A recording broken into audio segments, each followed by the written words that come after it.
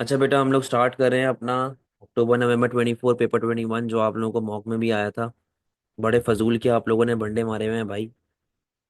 आप लोगों को अब तक नहीं समझ आया कि आंसर राइटिंग किस तरह की जाती है। तकरीबन 5-6 पेपर से पहले करवा चुका हूँ इससे। खैर, हम लोग सेक्शन बी और सी को आज देखेंगे। अगर टाइम मिला तो सेक्शन ए को भी देख लेंगे। क्वेश्चन नंबर 2 जो कि मेजॉरिटी स्टूडेंट्स ने अटेम्प्ट किया था, तकरीबन 90% स्टूडेंट्स ने यही अटेम्प्ट किया हुआ है। Explain the determinants of supply. बेटा, डिटर्मिनेंट्स का मतलब होता है factors. Factors affecting supply for an agricultural product such as rice. रुक जाओ जरा। कहता है जी, राइस जैसा एक एग्रीकल्चरल प्रोडक्ट है, तो मुझे ये बताएं कि ऐसे कौन से फैक्टर्स हैं जो कि आपकी सप्लाई को अफेक्ट करते हैं। अब देखो, हम लोगों ने पढ़ा हुआ है, मैं बिल्कुल मानता हूँ कि हम लोगों ने पढ़ा हुआ है कि सब्सिडी होता है, इनडायरेक्ट टैक्सेस होते हैं, टेक्नोलॉजी होती है, ये और वो सारी कहानियां हम लोगों ने पढ़ी हुई हैं। बट बेटा, क्वेश्चन को भी समझा करें, क्वेश्चन क्या कह रहा है। आप लोग एक ही चीज रटी रटाई डालते रहते हो। लेकिन एक चीज को जरा समझो ना कि भाई वेदर कितना बड़ा डिटर्मिनेंट है आपके पास यहाँ पे। मौसम। बहुत कम बच्चों ने मौसम की बात की हुई है, वेदर की बात की हुई है। जो कि एग्रीकल्चर प्रोडक्ट बेस ही मौसम के ऊपर करता है, वेदर के ऊपर कर रहा होता है। आप लोगों ने उसके बारे में बात ही नहीं की, मेजोरिटी ने। And consider which of these determinants is likely to be of the greatest significance at the present time. आज के दौर में कौन सा डिटर्मिनेंट है जो कि सबसे ज्यादा इंपॉर्टेंट होता है आपके लिए। अब कुछ ऐसे हैं, क्या कर रहे हैं जी। ऊपर एनालिसिस के अंदर बता रहे हैं, एक सब्सिडी का नाम ले लिया, एक टेक्नोलॉजी का नाम ले लिया। कंक्लूजन में बता रहे हैं जी वेदर सबसे इंपॉर्टेंट है।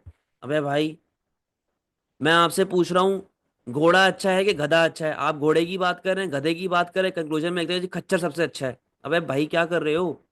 जो चीज ऊपर लिखी हुई है उसकी जजमेंट देंगे ना आप तीसरी कौन सी चीज उठा के ले आएंगे जजमेंट के लिए? तो भाई क्या कर रहे हो यार। वालेकुम अस्सलाम। नहीं यार, आपका पेपर बेटा अभी तक वहीं कैंपस पे ही है, नसीब ने मुझे नहीं दिया था। तो जरा क्वेश्चन को समझा करें, आंसर अपना जरा सही करें आप लोग।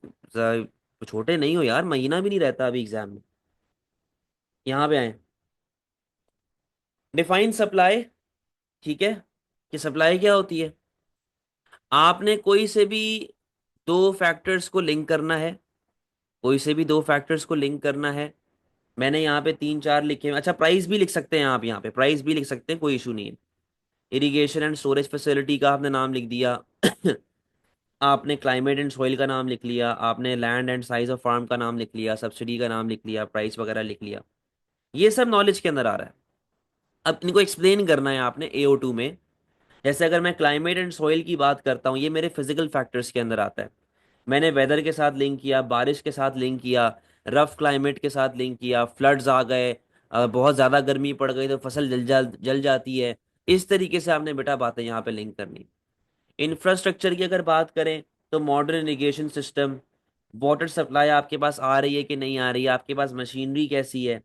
सब्सिडी के बेनिफिट्स बताएं कि सब्सिडी जो है वो आपको फर्टिलाइजर के ऊपर सब्सिडी मिल जाना, पेस्टिसाइड्स के ऊपर सब्सिडीज मिल जाना, ट्रैक्टर्स के ऊपर सब्सिडी मिल जाना। तो बेटा, ये बातें होती हैं जो आपने अपने आंसर में आपको लिखनी होगी। डायग्राम की जहां तक बात है, बहुत बच्चों ने इसके अंदर इक्विलिब्रियम की डायग्राम बनाई हुई थी जो कि जरूरी नहीं थी। आप अगर चाहते तो आप सिंपल ऐसा सप्लाई में भी शिफ्ट करके दिखा देते, कोई मसले वाली बात नहीं है। ये डायग्राम इसके लिए रेलेवेंट है, क्योंकि वजह ये है कि उसने मार्केट का तो पूछा ही नहीं है ना आपसे कि जी मार्केट कंडीशंस पे क्या इफेक्ट पड़ेगा। उसने इस बारे में तो बात ही नहीं की, सप्लाई के ऊपर बात कर रहा है। Evaluation and conclusion. Not all determinants of supply matter equally at all times. भाई फॉर एग्जाम्पल, मौसम अच्छा है तो पैसे नहीं है, सही है। पैसे हैं तो फ्लड्स आ गए, समझ रहे हैं बात को। सारी फसल अच्छी उग गई, प्राइस कम हो गई।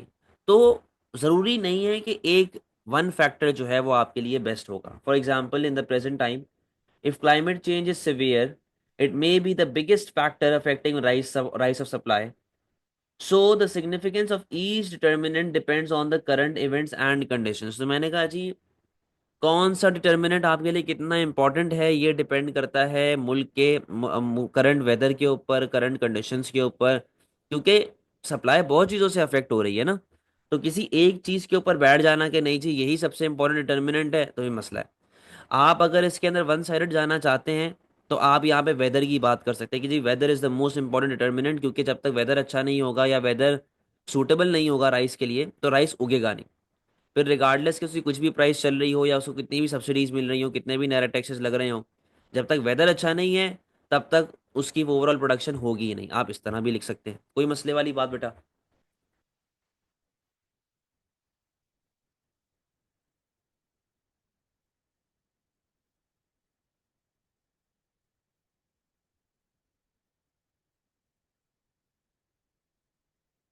चलो जी, पार्ट बी के ऊपर आ जाए इसके। अच्छा, एक बच्चे ने मिस्टेक ये भी की हुई थी कि पार्ट ए के अंदर पीईएस घुसा दिया था कि इट डिपेंड अपॉन पीईएस। भाई, part B, assess whether the supply of agricultural product is likely to be more price elastic or less price elastic than the supply of manufactured good। यार इतना simple सा सवाल है, इतना simple सा सवाल है कि वो आपको फ्री के मार्क्स दे रहा है। आपसे वो पूछ रहा है कि मुझे एक बात ये बता दो, एग्रीकल्चरल प्रोडक्ट जो है versus manufactured product, agriculture versus manufactured, कौन इलास्टिक इन सप्लाई है, कौन इन इलास्टिक इन सप्लाई है। ठीक है, ये सिंपल सी बात है। अजी it depends upon the nature of product, it depends upon current condition, it या पागल हो क्या? क्यों? भाई मैंने आप लोगों को एक चीज बताई हुई है, समझाई हुई है। एग्रीकल्चर है, requires natural resources, requires natural factors, इसके अंदर सनलाइट, पानी, ये वो सारी चीजें लग रही हैं, तो लॉजिकली सोचो ना यार चीजों को। Logically agricultural product will be inelastic in supply या less elastic in supply than manufactured goods. अभी जरा इसके बारे में एक और बात भी मैं बताऊंगा आप लोगों को। खैर, यहाँ पर बेटा आपने कंपैरिजन करना है, आपने यहाँ पे देखना है कि ऐसे कौन कौन से फैक्टर्स हैं जो कि एग्रीकल्चरल प्रोडक्ट के लिए सूटेबल हैं to make it less price elastic, और जो कि मैन्युफैक्चर्ड गुड्स के लिए सूटेबल हैं to make it more price elastic. सही है। यहाँ पर वो डायग्राम्स वगैरह की तो इतनी, मतलब नॉलेज की तो बात ही नहीं कर रहा कि यार इलास्टिक सप्लाई क्या है, इन इलास्टिक सप्लाई क्या है, परफेक्टली इन इलास्टिक सप्लाई क्या है, परफेक्टली इलास्टिक सप्लाई क्या है, वो ये चीज पूछ ही नहीं रहा है। वो कहता है मुझे ये बताओ दोनों में से कौन इलास्टिक है कौन लेस इलास्टिक है, यानी कि you have to focus on factors affecting PES. ठीक है, नॉलेज की हद तक बेसिक डेफिनेशन वगैरह देना ठीक है, डायग्राम बनाना ठीक है, बट उसके ऊपर ही बैठ जाना, उसके ऊपर मंत्र पढ़ते रहना, ये चीज सही नहीं थी। डिफाइन पीईएस, फॉर्मूला, वैल्यूज, ये नॉलेज हो गया। सही है। आपने फैक्टर्स बताना शुरू किए, आपने डायग्राम बना ली सिर्फ इलास्टिक और इन इलास्टिक सप्लाई की। कौन कौन से फैक्टर्स हैं जो कि आपकी सप्लाई को अफेक्ट करते हैं? Spare capacity. भाई अगर मैं मैन्युफैक्चर्ड गुड्स की बात करूं तो मैन्युफैक्चर्ड गुड्स यूजली ये होते हैं फिनिश्ड गुड्स। अब इसने आपको इस तरह कैटेगराइज नहीं करके दिया कि मैं कंज्यूमर गुड बना रहा हूं या मैं कैपिटल गुड बना रहा हूं, उसने सीधी सीधी बात बोली थी मैन्युफैक्चर्ड गुड्स। ठीक है। यूजुअली दोज प्रोड्यूसर्स जो कि कंज्यूमर गुड या कैपिटल गुड बना रहे होते हैं, ये प्रोडक्शन कर रहे होते हैं बिग फैक्ट्रीज जहां पर उनको इकोनॉमीज ऑफ स्केल मिल रहा होता है। तो जब उनको इकोनॉमीज ऑफ स्केल मिलेगा they have enough resources to produce whatever they want whenever they want. सही है। ज्यादा प्रोड्यूस करेंगे। अच्छा भाई, मैं स्पून फीडिंग मेरी आदत नहीं है, बच्चे बोलते हैं सर बाकी टीचर तो स्पून फीडिंग करवाते हैं, पूरे पूरे आंसर लिख के देते हैं, तो भाई आप लोग थोड़ी सी मेहनत करो, पेंसिल पेन उठाओ, जो मैं बातें कर रहा हूँ उनके पॉइंटर्स बनाओ। स्पेयर कैपेसिटी, कि जी जो एक बंदा मैन्युफैक्चर्ड गुड्स बनाता है उसके पास मशीन, रिसोर्सेज, रॉ मटेरियल हमेशा majority of the time available रहता ही है, तो उसको इतनी टेंशन नहीं होती। समझ रहे हैं। लेकिन वो बंदा जो कि एग्रीकल्चरल गुड बना रहा है, जैसे कि ऊपर राइस की बात चल रही थी, उसको टेंशन होगी क्योंकि उसके पास as such spare capacity available शायद ना हो। टाइम पीरियड की जहां तक बात है, टाइम पीरियड के अंदर जो हमारे पास एक मैन्युफैक्चर्ड गुड बना रहे हैं, majority of the time they are flexible, मतलब कि वो लॉन्ग रन के अंदर ऑपरेट कर रहे हैं अगर, तो वो एक लार्ज सेटअप पे काम करें। लेकिन अगर मैं एक एग्रीकल्चरल प्रोडक्ट की बात करूं तो एग्रीकल्चरल प्रोडक्ट की लाइफ जो है एक तो वो भी शॉर्ट होती है, पेरिशेबिलिटी वाला मामला। दूसरा कि ये डिपेंड करता है कि फार्मर कितना बड़ा फार्मर है, भाई बहुत बड़े बड़े फार्मर्स भी तो होते हैं ना। Perishability agricultural is short, short in life, जबकि क्या कहते हैं manufactured good is long lasting. Length of production process, भाई एग्रीकल्चरल गुड में टाइम लगता है, मौसम के हिसाब से अपनी टाइम वो लेंथ लेता है, मैन्युफैक्चर में इतना टाइम नहीं लगता। नंबर ऑफ प्रोड्यूसर्स, अगर उसके अंदर ओवरऑल देखा जाए तो नंबर ऑफ प्रोड्यूसर अगर ज़्यादा है तो मार्केट में सप्लाई थ्रू आउट इलास्टिक चल रही होगी, क्योंकि ओवरऑल सप्लाई बहुत ज़्यादा है। हाँ, प्रोड्यूसर कम है तो सप्लाई इन इलास्टिक चल रही होगी। अच्छा भाई, बेटा वो पीईएस के फैक्टर्स नहीं है, फुजैल, वो पीईएस के फैक्टर्स नहीं है। अच्छा, अब जरा सप्लाई ऑफ एग्रीकल्चरल, यहाँ पे जरा AO3 देख लेते हैं। The supply of agricultural good is usually less price elastic because farmers can not quickly increase supply. देखो लॉजिकल सी बात, कि supply of agricultural good is less price elastic, क्योंकि नेचुरल फैक्टर्स और 100 तरह की चीजें जो हैं ये आ सकती हैं, हाँ लिख सकते हैं। ठीक है। Crops take time to grow and farming depends on weather, land and seasons. Even if prices go up, farmers can not suddenly produce more. वही वाली बात है ना भाई, अगर सेब की प्राइस डबल हो जाए या ट्रिपल हो जाए, जल्दी फूटना शुरू हो जाएंगे सेब क्या? Also many farm products are perishable and can not be stored for long. On the other hand manufactured goods are more price elastic. क्यों भाई? Because factories can increase output faster by using machines and hiring more workers, they can also store goods and respond quickly to price change. However, in rich countries with advanced farming technology, the supply of agricultural good might be more elastic than usual. मैं ये नहीं कह रहा कि भाई उनकी जो elasticity of supply है वो मैन्युफैक्चर्ड गुड से ज़्यादा होगी। मैं कह रहा हूँ कि जनरली, अगर आप अच्छी टेक्नोलॉजी यूज करते हैं, अच्छा इक्विपमेंट यूज करते हैं, अच्छे फर्टिलाइजर्स यूज करते हैं, तो देर इज अ चांस कि आपकी एग्रीकल्चर की प्रोडक्ट जो प्रोडक्शन है वो बढ़ जाए। लेकिन इन दी एंड रहेगी वो भी हमेशा इन इलास्टिक ही। क्या लिखा हुआ है? Might be more elastic than usual. It also depends on how much time producers have to respond. So overall manufactured goods are price elastic है जी, overall manufactured goods are price elastic। अब एक लड़का है हमारे ग्रुप में माशाल्लाह, उसने लिखा जी कि agricultural product is more price elastic than manufactured good. मैंने कहा अच्छा भाई। मैंने पढ़ना शुरू किया। अबे वो भाई हवाई जहाज से मिला रहा है या वो पता नहीं स्पेसशिप से मिला रहा है कि जी देखें आप, F-16 तैयारा बनाएंगे तो उसको बनाने में यूजुअली टाइम लगता है, सालों निकल जाते हैं, महीने निकल जाते हैं। और वो बोइंग पता नहीं कौन कौन सी वो बनाएंगे तो आपको इतना टाइम लग जाएगा। अरे यार आप लोग क्या, क्यों भाई, अल्लाह के बंदे, क्यों? वो जरा खुदा का खौफ करो यार। पता नहीं कहाँ से इतना आप लोग क्या मूवियां बहुत देखते हो, या तो आप लोगों को डायरेक्टर बनने का शौक है, राइटर बनने का शौक है, पता नहीं क्या आप लोग लिखते हो यार। 3A। अच्छा कोई मसला तो नहीं था 2B में, समझ गए 2B।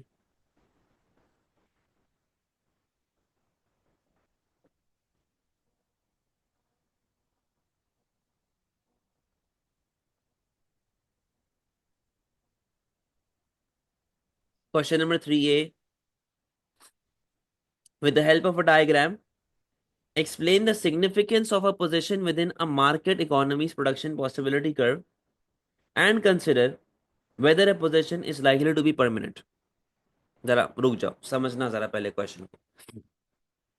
कहता है कि यार डायग्राम, अच्छा देखो ये चीज मैंने पहले बताई, मैं वापस से बता रहा हूं। When an examiner rights this kind of statement कि एक्सप्लेन यूजिंग डायग्राम, जब भी वो ये चीज लिख के दे ना एक्सप्लेन यूजिंग डायग्राम, तो डायग्राम नॉलेज का पार्ट बन जाती है, एक्सप्लेनेशन उसकी एनालिसिस में आती है, लेकिन जो स्पेसिफिक डायग्राम है वो नॉलेज का पार्ट बन जाती है। लेकिन अगर एग्जामिनर इस तरह की कोई चीज नहीं लिख के देता, एक्सप्लेन यूजिंग डायग्राम आप खुद बना रहे हैं, तब वो डायग्राम एनालिसिस का पार्ट बन जाती है। ठीक है। तो नॉलेज के अंदर आपको डायग्राम तो बनानी पड़ेगी। कहता है जी explain using diagram and explain with the help of a diagram explain the significance of a position within a markets production possibility का। देखो विद इन का मतलब होता है, विद इन का मतलब है उसके अंदर। हम लोगों ने जब प्रोडक्शन पॉसिबिलिटी कर पढ़ा था तो मैंने आपको 3 पॉइंट्स बताए थे, point A, point B, point C. Point A जो है, जो आपके पेट के अंदर है, आपकी इकोनॉमी के पोटेंशियल के अंदर है, वो इसके बारे में बात कर रहा है कि यार ये क्या होता है, और मुझे ये बताओ कि क्या ये हमेशा अंदर ही रहता है, क्या ये बाहर नहीं जाता? अब बात सुनो, बाहर से मुराद आगे नहीं जाता। Define PPC plus diagram. अब देखो डायग्राम किधर आ रही है, नॉलेज एंड अंडरस्टैंडिंग AO1 में। AO2 के अंदर क्या चीजें आती हैं जी? एनालिसिस, एनालिसिस के अंदर किस तरीके से आप लिखेंगे, लिंक विद एक्चुअल पॉइंट, जहां पे आपने उसको एग्जांपल देनी है कि भाई एक मशीन है, मशीन की कैपेसिटी 1000 यूनिट प्रोड्यूस करने की है, बट जो प्रोड्यूसर है वो 500 यूनिट प्रोड्यूस कर रहा है। इस तरीके से आपने एक्सप्लेन कर दिया उसको। Inefficient allocation of resources, causes of inefficiency, कि भाई रिसेशन वगैरह आ रहा है, डिफ्लेशनरी गैप आ रहा है, आउटपुट कम आप प्रोड्यूस कर रहे हैं, बट एक्चुअल कैन इंक्रीज अगर आपका ओवरऑल आउटपुट बढ़ना शुरू हो जाता है, अगर आपकी ओवरऑल प्रोडक्शन बढ़ना शुरू हो जाती है। आप 700 800 900 यूनिट बना रहे हैं, ठीक है। यहां पर बच्चों ने क्या मिस्टेक की है कि जो ये वाले देखिए, यहां तक सारी बातें ठीक थी मेजॉरिटी की। जब वो यहां पर पहुंचे ना कि एक्चुअल हमने इंक्रीज किस तरीके से कर सकते हैं, वो यहाँ पे बात कर रहे हैं टेक्नोलॉजिकल एडवांसमेंट की, वो यहाँ पे बात कर रहे हैं इनोवेशन की, रिसर्च एंड डेवलपमेंट की, पॉपुलेशन का बढ़ जाना, आय वाला इमिग्रेशन। बेटा उन सब से ना ये बढ़ता है, उन सब से ये नहीं बढ़ता, उन सब से ये बढ़ता है। समझे बात को? तो जरा क्वेश्चन को पढ़ा करें कि वो क्या मांग रहा है। वो आपसे पूछ रहा है एक्चुअल में किस तरह ग्रोथ आती है, आप लोग पोटेंशियल की ग्रोथ बता रहे हैं बैठे हुए उसको। जी डायग्राम की एक्सप्लेनेशन वहां आ जाएगी। अच्छा जी, अब यहाँ पे आ जाओ। A position inside the PPC shows that some resources are not being fully used, ठीक है, this could be due to problem like recession, low demand वगैरह। ये मेरी थोड़ी सी अब evaluation स्टार्ट हो गई। It means the economy is producing below its potential level, however this position may not be permanent, ये permanent हमेशा नहीं होगी। With the right government policies and time the economy can move closer to PPC, हम लोग PPC के करीब भी जा सकते हैं, increase output and use its resources better। Conclusion, so a position inside the PPC usually shows inefficiency but it can improve। उसने क्या क्या है, ये हमेशा सेम रहती है? मैंने कहा नहीं जी, इंप्रूव हो सकती है। It depends upon whether the issue is temporary और long term and how quickly the economy recovers. कि भाई आपके उस पर डिपेंड करता है कि अगर आप रिसेशन में बैठे हुए हैं तो कितना जल्दी आपकी इकोनॉमी रिकवर करती है, यानी कि एग्रीगेट डिमांड कितना जल्दी बढ़ता है, और इशू जो है वो टेम्पररी है कि लॉन्ग टर्म में। जिस तरह मैं कोविड की बात करूं, तो कोविड 19 में क्या हुआ था कि दो, तकरीबन भी 1.5 2 साल के लिए लॉकडाउन जो लगा था, जो भी हिसाब किताब था, उन 1.5 2 साल में बेटा जो मशीन्स थी ना वो काम करना नहीं भूली थी। हाँ, जो ओवरऑल आउटपुट था वो रिड्यूस हो गया था क्योंकि हम लोग मशीन्स यूज ही नहीं कर रहे थे, दुकानें चल नहीं रही थी, धंधे बंद थे। समझे बात को? तो वो ये कहानी थी, उसके अंदर आपका एक्चुअल एक लॉन्ग टर्म प्रॉब्लम में चला गया था। तो इस तरीके से आप कोविड 19 की एग्जाम्पल भी दे सकती हैं।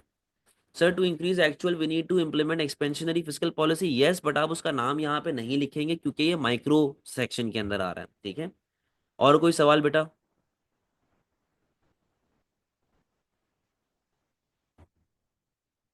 मार्केट इकोनॉमी में under production, under consumption, merit good, ये एग्जांपल दे सकते हैं। Under employment of resources, free market economy के अंदर, जी जी जी बिल्कुल दे सकते हैं। और कोई सवाल? अब इसके जरा पार्ट बी पे आए।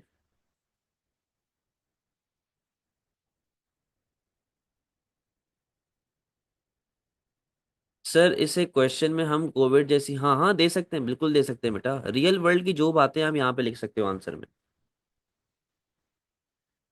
अच्छा, अब वो कहता है कि assess whether consumers always benefit when the government of a mixed economy reduces the role of the market mechanism in allocating resources. सवाल को वापस से पढ़ें जरा। क्या कंज्यूमर को हमेशा फायदा होगा जब गवर्नमेंट मिक्स्ड इकोनॉमी के अंदर प्राइवेट की पावर कम कर दे और अपनी पावर बढ़ा दे? प्राइवेट की पावर कम कर दे और अपनी पावर बढ़ा दे। अब आप लोगों ने जो रिस्पॉन्स यहाँ पे लिखा हुआ था वो क्या लिखा था? मिक्स्ड इकोनॉमी के benefits and drawbacks, simple mixed economy के बेनिफिट्स एंड ड्रॉबैक्स। हालांकि इस तरीके से ये क्वेश्चन नहीं होना था। इसके अंदर आपको बताना था कि एक मिक्स्ड इकोनॉमिक सिस्टम का निज़ाम है, उस मिक्स्ड इकोनॉमिक सिस्टम के निज़ाम में अगर तो प्राइवेट की पावर ज़्यादा है तब क्या बेनिफिट्स एंड ड्रॉबैक्स हैं, अगर गवर्नमेंट की पावर ज़्यादा है तब क्या बेनिफिट्स एंड ड्रॉबैक्स हैं।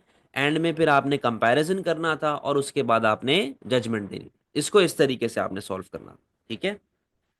आप लोगों ने लेकिन मिक्स्ड इकोनॉमी के सिंपल बेनिफिट्स एंड ड्रॉबैक्स ही यहाँ पे डाल दिए थे।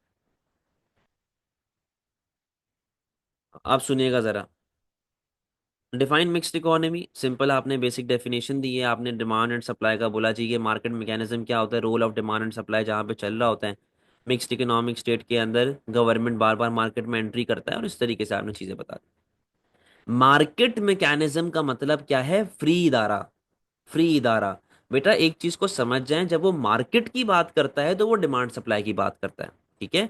तो अगर तो मिक्स्ड इकोनॉमिक स्टेट के अंदर मार्केट मैकेनिज्म चल रहा है, मार्केट मैकेनिज्म का मतलब क्या है कि ज्यादा पावर प्राइवेट इंडिविजुअल्स के हाथ में है। तो बेनिफिट्स क्या है? दो बेनिफिट दो ड्रॉबैक लिख दो, बहुत है, ज्यादा लंबी भी नहीं करने की जरूरत। Decisions are made in their best interest. अगर आपको मैं और आसान सा हल बताऊं, नोट्स आप लोगों के पास है, नोट्स के अंदर मैंने जो फ्री मार्केट के बेनिफिट्स एंड ड्रॉबैक्स लिखे हुए हैं तकरीबन वही है। ठीक है? वो आप उठा के लिख सकते हैं, लेकिन कंज्यूमर के पॉइंट ऑफ व्यू से।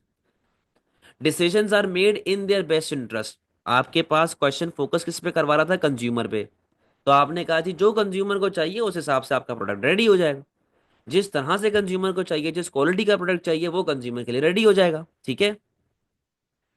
दूसरा लिखा हुआ है market works on equilibrium without shortage और सरप्लस। अब यहाँ पे आप एक बेसिक इक्विलिब्रियम की डायग्राम बना के उसको शो कर सकते हैं, शिफ्ट इन डिमांड बना के दिखा सकते हैं कि जी फॉर एग्जांपल अगर एक टी शर्ट है, उसकी डिमांड मार्केट में बहुत बढ़ जाती है, डिमांड राइटवर्ड शिफ्ट करेगी तो लोग उसे खरीदना शुरू कर देते हैं और कंज्यूमर जो है नए इक्विलिब्रियम पे चले जाएंगे। लेकिन problems with merit and demerit good, यानी कि मार्केट फेलियर, यहाँ पे आपने ये बात डाल दी। Public good will not be provided, तो बेटा अमीर लोग ही इंजॉय करेंगे बेनिफिट्स को, गरीब लोग इंजॉय नहीं करेंगे। Government intervention in a mixed economy, focus on equality, focus on equity, distribution of income, provision of merit good, reduction of demerit good. इस तरीके से हमने बेटा बातें यहाँ पे एक्सप्लेन करनी है। However inefficient allocation of resource, lack of competition, profit motive नहीं होता। तो बेटा आप ज़रा बात सुनिएगा। In efficient allocation of resource का मतलब क्या है? यानी कि ये लोग बहुत डिले इन डिसीजन मेकिंग करते हैं, बहुत स्लो काम करते हैं। जब ये बहुत स्लो काम करेंगे तो उससे ओवरऑल जो कि एक एफिशिएंसी है वो रिड्यूस हो जाती है। गवर्नमेंट का ऑब्जेक्टिव होता है सर्विस देना, ना कि प्रॉफिट कमाना। तो जब वो अपने ऑब्जेक्टिव को लेके चल रहे हैं कि जी हमने तो सर्विस देनी है, हमने प्रॉफिट तो कमाना ही नहीं है, तो यहाँ पर प्रॉब्लम क्या होती है कि बेटा वो रिसर्च एंड डेवलपमेंट नहीं करते, वो खुद को इनोवेट नहीं करते। जब वो खुद को इनोवेट नहीं करेंगे तो बेटा वो फिर कम कंपटीशन कैसे करेंगे? इंटरनेशनल मार्केट में किस तरीके से compete करेंगे? फॉरेन मार्केट में जाके फॉरेन ट्रेडिंग कैसे करेंगे? तो ये इस तरीके से जो हमारे पास बातें हैं वो आ रही होंगी यहाँ पे। और जब आप इनोवेशन ही नहीं करेंगे तो बेटा कस्टमर को क्या ही फायदा होगा? कस्टमर की रिसर्च एंड आप रिसर्च एंड डेवलपमेंट ही नहीं करें ना, आप नए फीचर इंट्रोड्यूस नहीं करवा रहे प्रोडक्ट में, तो कस्टमर को क्या फायदा है आपका टेक ओवर करने से? AO3 पे आए। If the government reduces its role too much, it can create problems. Poor people might not get help and public goods like clean water and free education might not be provided. ये जी public good नहीं मिलेगा। ये चीज़ मैंने ऊपर देखो नहीं लिखी हुई बेनिफिट्स एंड ड्रॉबैक्स में कि इसको आप हटा दीजिएगा, वहाँ से आप कोई और ड्रॉबैक डाल दीजिएगा। पब्लिक गुड नहीं मिलेगा और उनको हेल्प नहीं मिलेगी। ठीक है? अनफेयर आउटकम होंगे, इनइक्वालिटी बढ़ जाएगी। On the other hand too much government control can cause inefficiency, waste और करप्शन। तो मैं दोनों को कंपेयर कर रहा हूँ कि यार अगर गवर्नमेंट नहीं होगी तब क्या फायदे नुकसान है, अगर होंगी तब क्या मामला चल रहे होंगे। The right balance is important. मैं देखो अपने कंक्लूजन की तरफ पहुंच रहा हूँ। मैंने कहा जी बैलेंस होना चाहिए दोनों में, एक वो होना चाहिए, तवाजुन होना चाहिए। If the government only steps in when needed, like for merit good और helping the poor, consumers are more likely to benefit. यानी कि जब जरूरत पेश आए सिर्फ तब अगर गवर्नमेंट इंटरवीन करे, तब सोसाइटी के लिए ज्यादा बेनिफिशियल है, तब उनको ज्यादा फायदा होगा। Conclusion, consumers do not always benefit from more government control. बेटा अगर गवर्नमेंट कंट्रोल ज्यादा होगा तो कंज्यूमर को हमेशा फायदा नहीं होगा। It depends upon how fair smart and limited the intervention is. मतलब अगर आप बार बार किसी बंदे को उंगली करते रहोगे, बार बार किसी बंदे को पिन करते रहोगे, तो एक टाइम पे आके तो भड़केगा ना वो। तो यही चीज यहाँ पर है कि अगर गवर्नमेंट बार बार आके मार्केट में उंगली करती रहेगी तो फिर कंज्यूमर्स इससे जो है वो गुस्सा होना शुरू हो जाते हैं। A good mix of market freedom and targeted government help usually works best for consumer welfare. तो ये आपने बेटा अपने आंसर को यहाँ पे एंड कर दिया। ठीक है? अच्छा अब क्वेश्चंस की तरफ आ जाते हैं। कंज्यूमर वेलफेयर बढ़ेगा if government manages, yes. No price fluctuations, yes. Sir कहना है गो। हाँ जाओ जाओ जाओ। Government should intervene. Government shouldn't intervene enough to take the freedom of market, free market just intervene to solve, बिल्कुल ऐसा ही। Sir 7 मई की वर्कशॉप टाइमिंग क्या है? 8 को एग्जाम है उर्दू का, काइंडली बता दे बेटा। 2 बजे स्टार्ट होगी वर्कशॉप, 2 से लेके 4:30 मैक्सिमम, इससे ज़्यादा नहीं जाएगी। समझ गए हैं जी?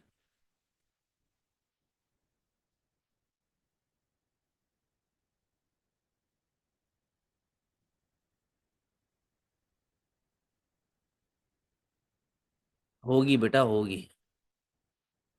सर अब यार देखो, मैं हर बंदे का तो मैनेज नहीं कर सकता ना। अगर आप लोगों ने अजीब अजीब से कॉम्बिनेशन उठाए हुए हैं, सीएस भी दे रहे हो, इकोनॉमिक्स भी दे रहे हो, फिर कुछ बच्चे फिजिक्स भी दे रहे होते, कुछ कुछ दे रहे होते हैं, अब मैं हर चीज़ को तो नहीं देख सकता ना बेटा।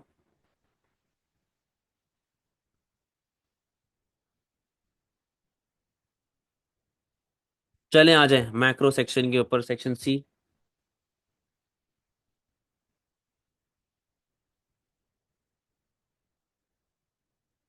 Section C, macro, question number 4। अच्छा, बहुत से बच्चों ने ये वाला क्वेश्चन अटेम्प्ट किया, मतलब मेरे ख्याल में 99% बच्चों ने 4 ही अटेम्प्ट किया है इसका, जो कंपैरेटिवली इजी भी है।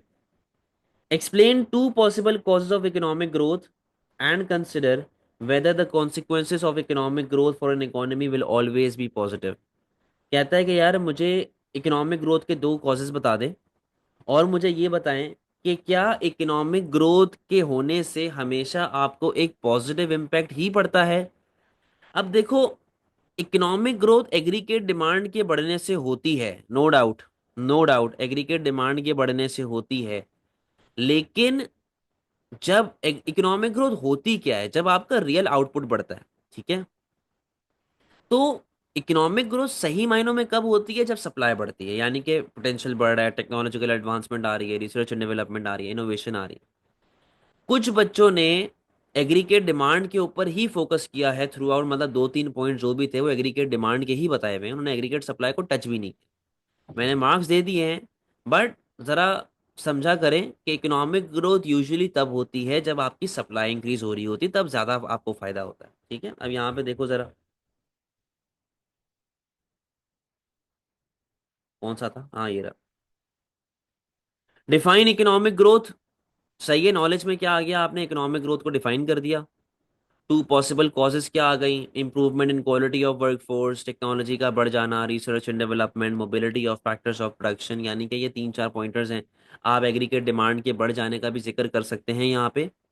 एनालिसिस के अंदर आपने बताना है कि यार क्या इकोनॉमिक ग्रोथ हमेशा फायदा देगी आपको। अच्छा, डायग्राम यहाँ पे आप बनाना चाहें तो पीपीसी की बना सकते हैं, प्रोडक्शन पॉसिबिलिटी का राइट पर शिफ्ट हो रहा है, आप उसकी बना सकते हो।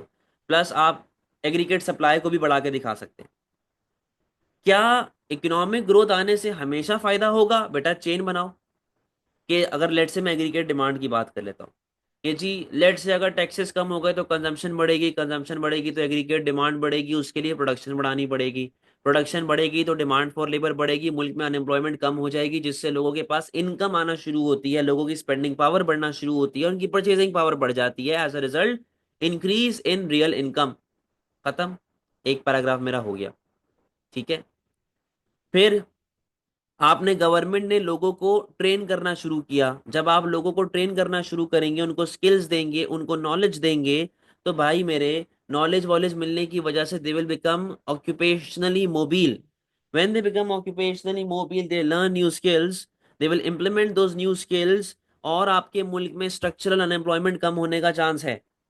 प्लस इसके अलावा there is also a chance that आपके मुल्क में फ्रिक्शनल अनएम्प्लॉयमेंट, सीजनल अनएम्प्लॉयमेंट भी कम हो जाए। किस तरह कम होगी? फ्रिक्शनल कब होती है? जब आपको जॉब सर्च टाइम लग रहा होता है ना। अब जॉब सर्च में टाइम क्यों लग रहा है? क्योंकि you don't have the skills कि आप कोई दूसरा काम भी इससे हटके कर सकें, ठीक है ना।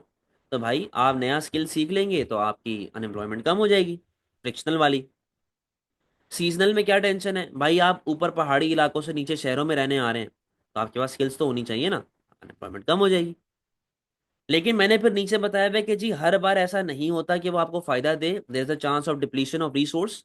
डिप्लीशन ऑफ रिसोर्स का मतलब क्या है कि in order to fulfil more demand, producers will have to produce more, and in order to produce more they will give rise to pollution in economy, and they will pollute the environment.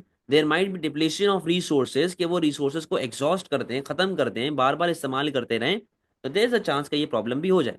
Depletion of resource का मसला आ गया। Evaluation, not all cause of economic growth bring only benefit, ठीक है। For example, growth from increase consumption can lead to inflation और more imports, के जी aggregate demand अगर बढ़ती है तो उसकी वजह से महंगाई भी आ सकती है, ठीक है। ये मैंने कंक्लूजन में डाल रहा हूँ evaluation. While growth from investment may take time to show results, also some types of growth may damage the environment or increase inequality, so the effect of growth depends on its source and how it is managed। समझ गए बेटा बात?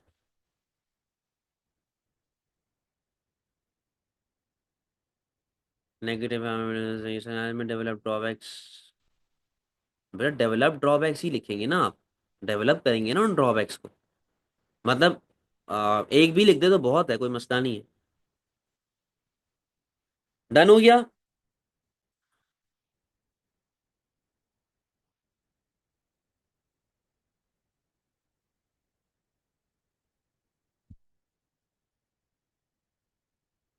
Sir recently I saw in an article that economic growth is no longer linked to pollution with real figures about countries, so is that point still valid? देखो, असल में कुछ चीजें होती हैं which you can not measure in numbers ना, जैसे कि सेटिस्फैक्शन है, you can not measure satisfaction in numbers, या you can not measure passive smoking in numbers.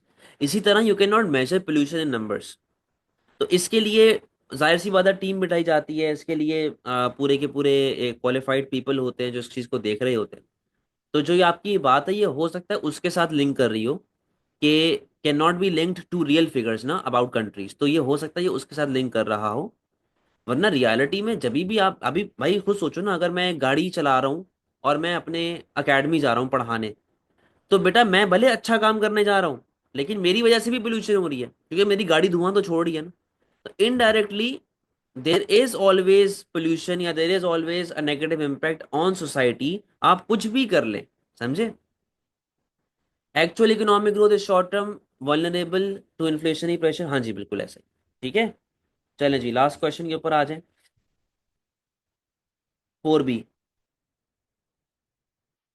assess whether government should always aim for expansionary fiscal policy rather than contractionary fiscal policy। ये बहुत ही आसान सवाल था, मतलब कि बहुत ही मतलब सीधा सवाल है। एक्सपेंशनरी के बेनिफिट्स ड्रॉबैक्स, कॉन्ट्रैक्शनरी के बेनिफिट्स ड्रॉबैक्स, कंपैरिजन, कंक्लूजन में आपने बोलना है कि भाई डिपेंड करता है सिचुएशन पे।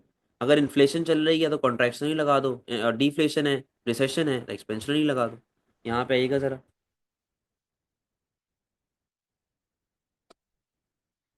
अच्छा, explain difference between expansionary and contractionary policy.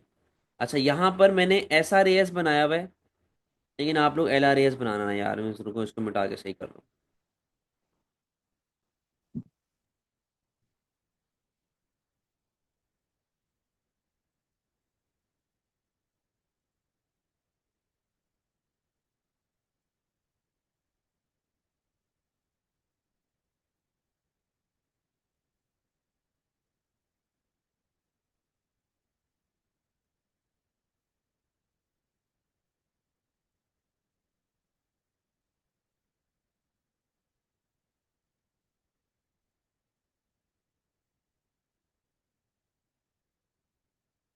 ठीक है, ये डायग्राम आप लोग बनाएंगे।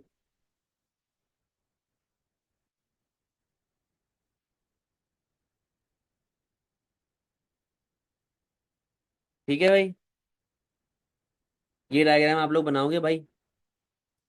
आप जरा देखो किस तरीके से ये चलेगा मामला।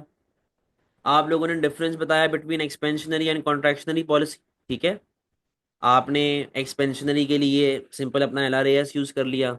मतलब जो एक्सपेंशनरी के बेनिफिट्स हैं वो कॉन्ट्रैक्शनरी के ड्रॉबैक्स हैं, जो कॉन्ट्रैक्शनरी के बेनिफिट्स हैं वो एक्सपेंशनरी के ड्रॉबैक्स हैं। कि जी आपके मुल्क में एग्रीगेट डिमांड बढ़ती है, मल्टीप्लायर इफेक्ट आता है, और क्या कहते हैं फॉरेन डायरेक्ट इन्वेस्टमेंट आता है। अच्छा, एक बड़ा अच्छा सवाल आया फातिमा का कि सर हमारे पार्ट बी में एक्सपेंशनरी फिस्कल पॉलिसी के बारे में पूछ रहा है, तो क्या हम लोग उसे पार्ट ए में लिख सकते हैं? बेटा नहीं लिख सकते, रिपीट नहीं होना चाहिए। इसीलिए पार्ट ए और पार्ट बी दोनों ज़रा देख लिया करें एक नज़र। हाँ, अगर आप सिंपल एक बात करती है कि जी एडी बढ़ गया इन्वेस्टमेंट के थ्रू, पार्ट ए की बात कर रहा हूँ कि जी इन्वेस्टमेंट बढ़ी तो एडी बढ़ गया, उससे इकोनॉमिक ग्रोथ आ गई, एडी बढ़ने से अनएम्प्लॉयमेंट कम हो गई, तब तक वो वैलिड है, ठीक है। कोशिश करें पार्ट ए पार्ट बी दोनों पढ़ लिया करें पहले। तो इकोनॉमिक ग्रोथ वगैरह, मल्टीप्लायर इफेक्ट के बेनिफिट, सारी चीजें आपके पास नोट्स में बेटा लिखी हुई हैं, पूरी पूरी बुक की मैंने कटिंग डाली हुई है, तो वहां से आप यहाँ पॉइंटर्स उठा सकते हैं। कॉन्ट्रैक्शनरी में क्या है, इन्फ्लेशन कम हो रही है, इंपोर्ट्स कम हो रहे हैं, एक्सपोर्ट्स बढ़ने के चांसेस हैं, एग्रीगेट डिमांड कम होगा, डाउनवर्ड मल्टीप्लायर जो है वो आना शुरू हो जाएगा, ये वो सारी बेसिक कहानी है। अब जरा यहाँ पे आइएगा। Expansionary fiscal policy can help increase demand, create jobs, support economic recovery, especially during recession. However, if used at wrong time, like when inflation is already high, मैंने कहा कि देखो आप एक्सपेंशनरी फिस्कल पॉलिसी यूज करते हैं कब, जब recession वगैरह होता है, लेकिन अगर आपके मुल्क में महंगाई है तो ये आपकी सिचुएशन को खराब कर देगा, इससे गवर्नमेंट डेट बढ़ने के भी चांसेस हैं। On the other hand, contractionary कब जरूरी होता है, जब इन्फ्लेशन होती है, इससे बजट डेफिसिट रिड्यूस होते हैं, लेकिन आपकी इकोनॉमिक ग्रोथ जो है वो स्लो डाउन हो सकती है, आपके मुल्क में अनएम्प्लॉयमेंट बढ़ सकती है। The best choice depends on economic conditions like inflation level, unemployment rate, public debt, also the impact may differ in the short run and long run. यहाँ तक मैंने अपने एक कंपैरिजन किया। Conclusion: the government should not always choose expansionary policy. It should decide based on the economic conditions and aim for balanced approach when needed. Should not always choose expansionary or contractionary fiscal policy or contractionary fiscal policy. It should decide based on the economic situation and aim for a balanced approach when needed. समझ गए बेटा बात?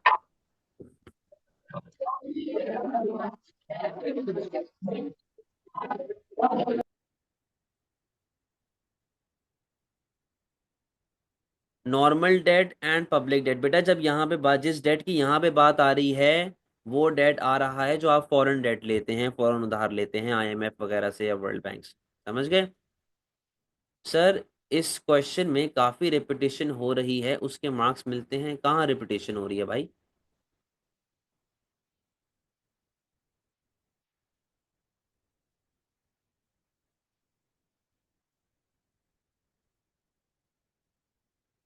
Repetition कहाँ हो रही है भाई? ये देखो, ये इसके अपने बेनिफिट्स हैं, ये इसके अपने ड्रॉबैक्स हैं, ये इसके अपने बेनिफिट्स हैं, ये इसके अपने ड्रॉबैक्स हैं, तो फिर रिपीटेशन कहाँ हुई?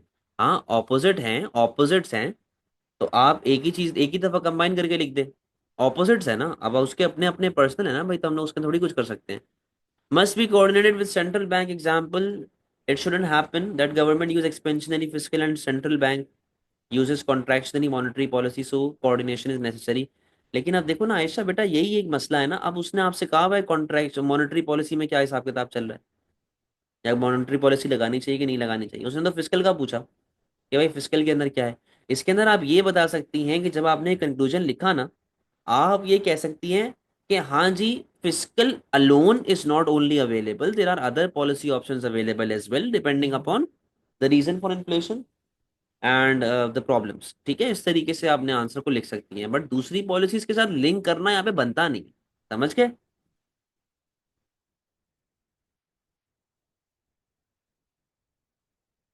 डन हो गया बेटा?